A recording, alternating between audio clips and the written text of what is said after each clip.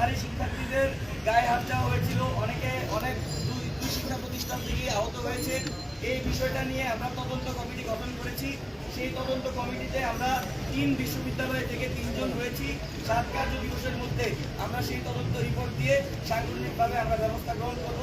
তবে সেই ঘটনাটি কি কোনোভাবে পরিকল্পিত ছিল নাকি বা কেন ঘটেছে সেটা আমরা তদন্ত সাপেক্ষে আপনাদেরকে জানাবো। তবে শেষ মেসেজ একটাই, নতুন বাংলাদেশ বিনির্মাণে সকল ইনস্টিটিউশন ঐক্যবদ্ধ এখনো আছে।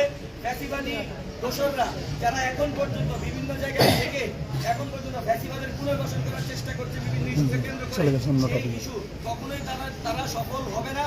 কারণ আমরা সারা বাংলাদেশের ছাত্র জনতা ফ্যাসিবাদের বিরুদ্ধে এখনো যদি ডাক করে, ইনশাআল্লাহ আমরা এক কাতারে রাজপথে আবার নিয়ে যেতে প্রস্তুত আছি। ভাই ভাই ভাই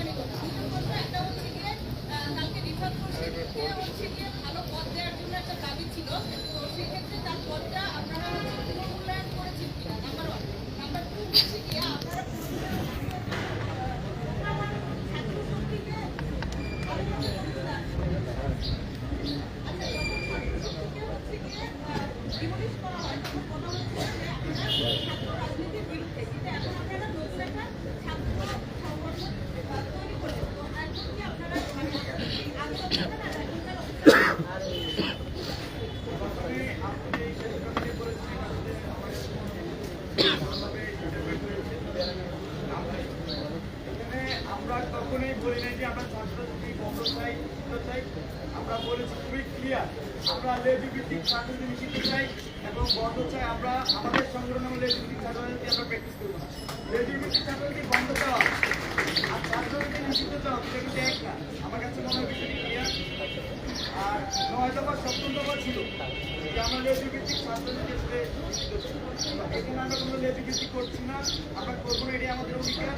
আমরা আগামী বাংলাদেশে আমরা যারা লেজু ভিত্তিক করছে তাদের রাজনীতি আমরা চাই এমন রাজনীতি যেটা ইনস্টিটিউশনিক হবে, যেটা বাংলাদেশের দিকে। ভাই আমার একটা প্রশ্ন ছিল, ভাই এদিকে, ভাই ভাই এদিকে, ভাই এদিকে প্রশ্ন ছিল একটা। ভাই রিফাত রশিদ,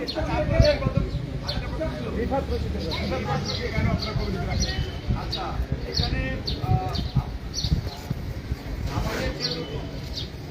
আমাদের যে কেন্দ্রীয় আহ্বায়ক কমিটি, সেই কেন্দ্রীয় আহ্বায়ক কমিটিতে আপনারা দেখেছেন গতকাল কেন্দ্রীয় নাম ঘোষণা করা হয়েছিল, কিন্তু পরবর্তীতে তিনি তার ব্যক্তিগত কারণ দেখিয়ে তিনি এই পদটিতে অব্যাহতি নিয়েছেন।